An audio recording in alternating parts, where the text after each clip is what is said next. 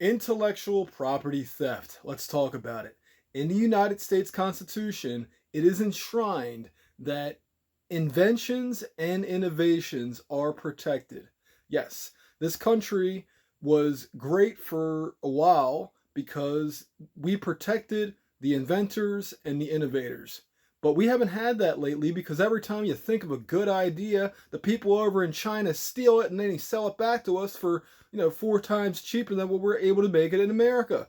And that's just China. There's other countries that do the same thing. They steal our IP, the intellectual property, just in incredible amounts. I mean, this is the thing. Like, why do we allow this to happen? And then, most of us who are on the lower end of things, we can't fight these people in court.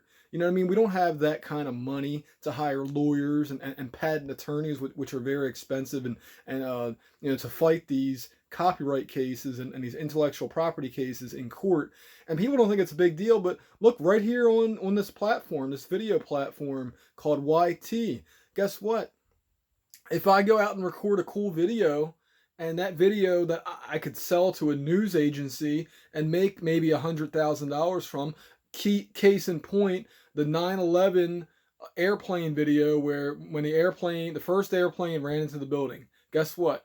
The people that the one guy that recorded that, they were making a documentary. Anyway, that ended up being a 9/11 documentary, and because they had the only footage of the plane hitting the tower, guess what?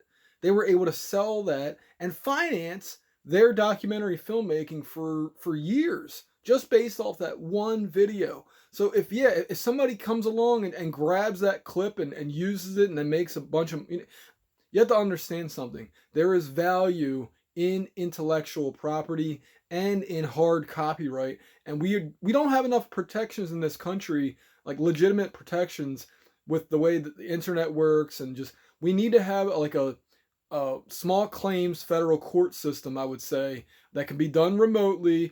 Somebody steals your stuff, you can then file a lawsuit against them for, pennies on the dollar, and say, like, look, this person owes me.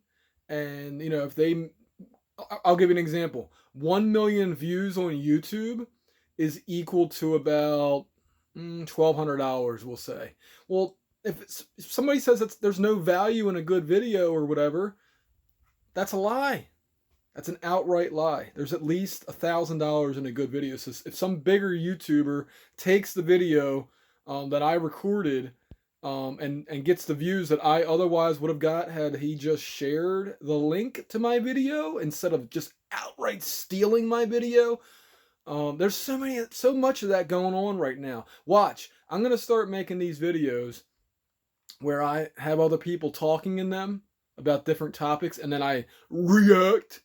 Watch the views go up. It's the way the algorithm works. I prefer to make original content where I'm the only one on it, and I'm like putting some B-roll in there, putting some sound effects, some music, some graphics. But that's just not, YouTube likes to see faces and hear different voices. It's that darn smart. That's how smart their algorithm is.